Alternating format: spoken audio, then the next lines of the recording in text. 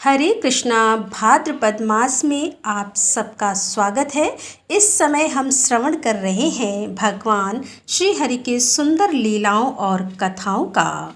भाद्रपद मास के इस पावन अवसर पर इस समय हम पद्म पुराण से विभिन्न कथाओं का आस्वादन कर रहे हैं और उसी के भाग स्वरूप चलिए आज की हमारी भाद्रपद मास कथा श्रृंखला आगे बढ़ाते हैं और श्रवण करते हैं आज की इस सुंदर कथा का, जिसमें ऋषि पुलस्त्य पुष्कर तीर्थ की महिमा के विषय में बता रहे हैं। आइए आज की भाद्रपद मास की कथा आरंभ करते हैं। ऋषि पुलस्त्य ने कहा कि हे भीष्मदेव, मेरु के शिखर पर श्रीमान नामक एक नगर है जो अनेक प्रकार के रत्नों से सुशोभित है, अनेक आश्चर्यों का घर है और बहुत से वृक्षों से हरा भरा है। अनेक प्रकार के अद्भुत धातुओं से उसकी बड़ी विचित्र शोभा होती है। वो स्वच्छ स्फटिक मणि के समान निर्मल दिखाई देता है। वहाँ ब्रह्मा जी का बैराज नामक भवन है, जहाँ देवताओं को सुख देने वाली कांतिमती नाम की सभा है। वह मुनि समुदाय से सेवित और ऋषि महर्षियों से भरी हुई रहती है। एक दिन देवेश्वर ब्रह्मा जी उसी सभा में बैठकर जगत का निर्माण करने वाले परम भगवान परमेश्वर का ध्यान कर रहे थे। ध्यान करते हुए उनके मन में एक विचार आया कि मैं किस प्रकार यज्ञ करूं, भूतल पर कहाँ और किस स्थान पर मुझे यज्ञ करना चाहिए। काशी, प्रयाग, तुंगा यानी तुंगभद्रा, नैमिषारण्य, पुष्कर, कांची, भद्रा, देविका, कुरुक्षेत्र, सरस्वती और प्रभास आदि बहुत सारे तीर्थ स्थान हैं।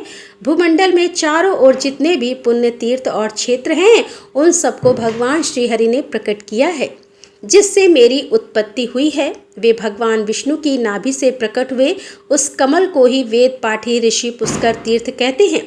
इस प्रकार विचार करते हुए प्रजापति ब्रह्मा जी के मन में यह बात आई कि अब मैं पृथ्वी पर जाऊं। यह सोचकर वे अपनी उत्पत्ति के प्राचीन स्थान पर गए और वहां के उत्तम वन में प्रविष्ट हुए, जो अनेक प्रकार के वृक्षों और लताओं से घिरा हुआ था, भांति भांति के फूलों से सुशोभित था। वहां पहुंचकर उन्होंने क्षेत्र की स्थापना की। अब उसका वर्णन सुनिए। चंद्र नदी के उत्तर प्राची सरस्वती तक और नंदन नामक स्थान से पूर्व क्रम या कल्प नामक स्थान तक जितनी भी भूमि है, वह सारी पुष्कर तीर्थ के नाम से प्रसिद्ध है। इसमें लोककर्ता ब्रह्मा जी ने यज्ञ करने के लिए वेदी बनवाई। ब्रह्मा जी ने वहाँ 3 पुष्करों की कल्पना की। प्रथम ज्येष्ठ पुष्कर तीर्थ समझना चाहिए, जो तीनों लोकों को पवित्र करने वाला और विख्यात है। उसके देवता साक्षात ब्रह्मा जी हैं। दूसरा मध्यम पुष्कर है, जिसके देवता भगवान विष्णु हैं, और तीसरा कनिष्ठ पुष्कर है, जिसके देवता भगवान रुद्र हैं। यह पुष्कर नामक वन आदि प्रधान और गुहा क्षेत्र है। वेदों में भी इसका वर्णन आता है। इस तीर्थ में भगवान ब्रह्मा जी सदैव निवास करते हैं। यहाँ की यज्ञ वेदी को उन्होंने स्वर्ण और हीरे से मढ़ा दिया और अनेक प्रकार के रत्नों से सुसज्जित करके उसके फर्श को सब प्रकार से सुशोभित और सुंदर बना दिया। उसके बाद लोक पितामह भगवान ब्रह्मा जी वहाँ पर आनंद पूर्वक रहने लगे। उनके साथ ही भगवान श्री विष्णु, रुद्र, 8 वसु, दोनों अश्वनी कुमार, मरुद्रण और स्वर्गवासी देवता भी देवराज इंद्र के साथ वहां पर आकर विहार करने लगे।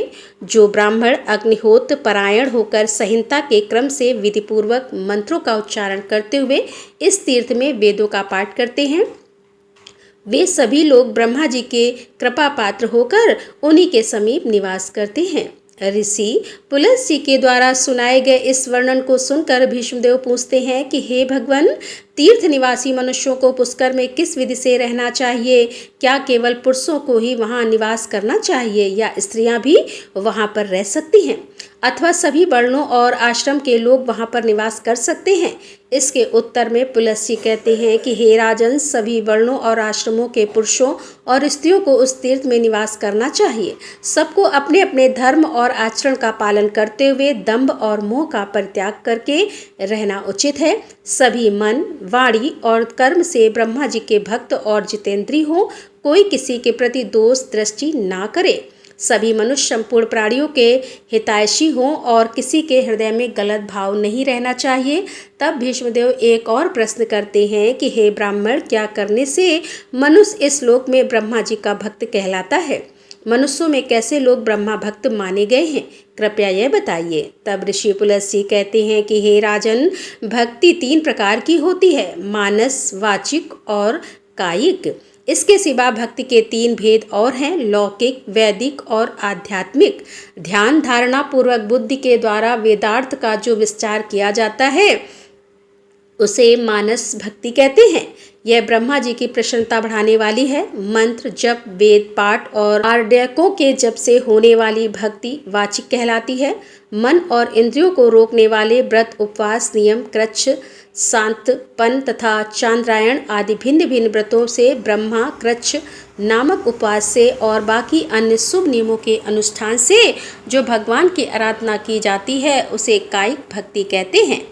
यह द्विजातियों की त्रिविध भक्ति बताई गई है। गाय के घी, दूध और दही, रत्न, दीप, कुश, जल, चंदन, माला, विविध धातुओं पदार्थ, काले अगर की सुगंध से युक्त और घी और गुगल से बने हुए धूप, आभूषण, स्वर्ण और रत्न आदि से निर्मित विचित्र हार, नृत्य, वाद्य, संगीत, सब प्रकार के जंगली फल फूलों के उपहार और भज भोज आदि नैवेद्य अर्पण करके मनुष्य ब्रह्मा जी के उद्देश्य से जो पूजा करते हैं उसे लौकिक भक्ति बताई गई है। ऋग्वेद, यजुर्वेद और सामवेद के मंत्रों का जप और संहिताओं का अध्यापन आदि कर्म यदि ब्रह्मा जी के उद्देश्य से की जाए तो वह वैदिक भक्ति कहलाती है।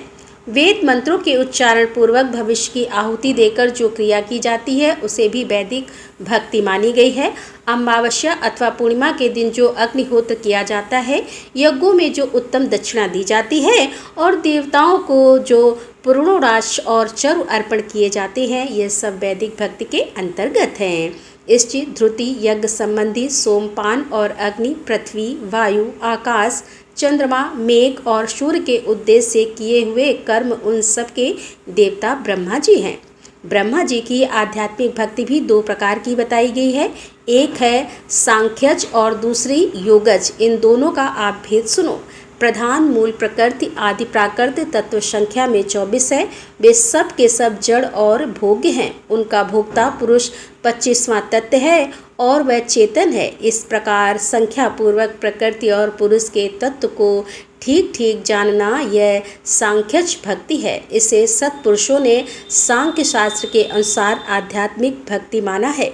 वहीं दूसरी ओर प्रतिदिन प्राणायाम पूर्वक ध्यान लगाएं, इंद्रियों का संयम करें, समस्त इंद्रियों को विषयों की ओर से खींचकर हृदय में धारण करके ब्रह्मा जी का इस प्रकार ध्यान करें। हृदय के भीतर कमल है, उसकी कर्णिका पर ब्रह्मा जी विराजमान हैं। वे रक्त वस्त्र धारण किए हुए हैं, उनके सुंदर नेत्र हैं, सभी ओर उनके मुख प्रकाशित हो रहे हैं। कमर के ऊपर तक लटका हुआ है, उनके शरीर का वर्ण लाल है, 4 भुजाएं शोभा पा रही हैं, हाथों में वरद और अभय मुद्रा है।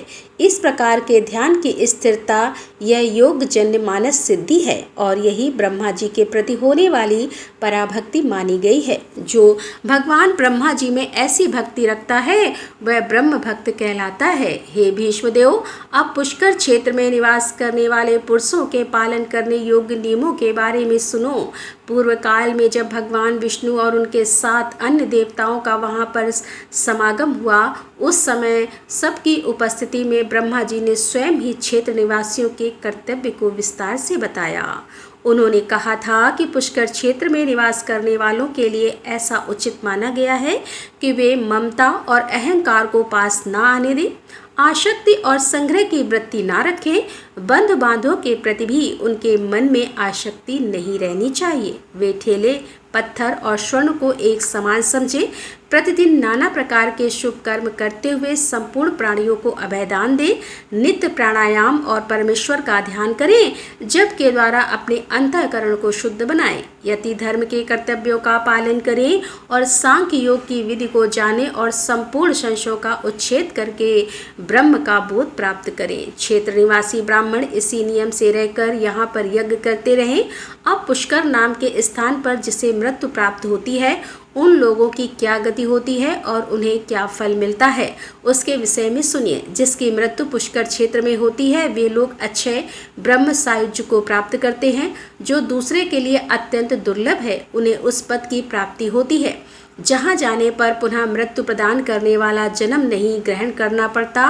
वे पुनरावृत्ति के पद का परित्याग करके ब्रह्म संबंधी पराविद्या में स्थित हो जाते हैं। पुष्कर क्षेत्र में मरने वाले मलेच्छ, शूद्र, स्त्री, पशु, पक्षी और मृग आदि सभी प्राणी भी ब्रह्मलोक को प्राप्त करते हैं। वे दिव्य शरीर धारण करके सूर्य के समान तेजस्वी विमानों पर बैठकर ब्रह्मलोक की यात्रा करते हैं और तिर्यक योनि में पड़े हुए पशु, पक्षी, कीड़े मकोड़े, चींटियां, थलचर, जलचर, स्वेदज, अंडज, उद्भिज, जरायुज आदि प्राणी अगर पुष्कर वन में प्राण त्याग करते हैं तो सूर्य के समान कांति विमानों पर बैठकर ब्रह्मलोक में जाते हैं। जैसे समुद्र के समान दूसरा कोई जलाशय नहीं, वैसे ही पुष्कर के समान दूसरा कोई तीर्थ नहीं है। भगवान श्री विष्णु के साथ इंद्र आदि सभी देवता, गणेश, कार्तिकेय, चंद्रमा, सूर्य और सभी देवियां, यह सब संपूर्ण जगत का हित करने के लिए ब्रह्मा जी के निवास स्थान पुष्कर क्षेत्र में सदैव विद्यमान रहते हैं। इस तीर्थ में निवास करने वाले लोग सतयुग में 12 वर्षों तक, त्रेता में 1 वर्ष तक और द्वापर में 1 मास तक और तीर्थ सेवन करने से जिस फल को पाते थे उसे कलयुग में 1 दिन रात के तीर्थ सेवन से ही प्राप्त कर लेते हैं। और यह बात देवादिदेव ब्रह्मा जी ने पूर्व काल में मुझसे स्वयं कही थी। पुष्कर से बढ़कर इस पृथ्वी पर दूसरा कोई क्षेत्र नहीं है, इसीलिए पूरा प्रयत्न करके मनुष्य को इस पुष्कर वन का सेवन करना चाहिए। ब्रह्मचारी, गृहस्थ, वानप्रस्थ और सन्यासी यह सभी लोग अपने शास्त्रोक्त धर्म का पालन करते हुए इस क्षेत्र में परम गति को प्राप्त कर सकते हैं। तो यह थी आज की भाद्रपद मास के कथा के अंतर्गत पुष्कर क्षेत्र की महिमा। पुष्कर नामक इस पवित्र क्षेत्र की महिमा शायद ही आपने पहले कभी इतनी विस्तार से सुनी होगी, और अगर यह सत्य है तो हमें नीचे कमेंट बॉक्स में लिखकर बताइए कि आज हमने पहली बार पुष्कर क्षेत्र के विषय में इतनी विस्तृत जानकारी सुनी। आपके प्रत्येक कमेंट्स को हम पढ़ते हैं और हमें यह जानना अच्छा लगता है कि आप सब तक प्रमाणभूत वैदिक जानकारी पहुंचाने का हमारा प्रयास सार्थक हो रहा है। इसी के साथ आज के भाद्रपद मास की कथा का यहीं पर विराम देते हैं और हम आपसे मिलेंगे कल फिर से भाद्रपद मास की एक नई कथा के साथ। के लिए राधे राधे, जय श्री कृष्णा, हर हर महादेव, जय भोलेनाथ की।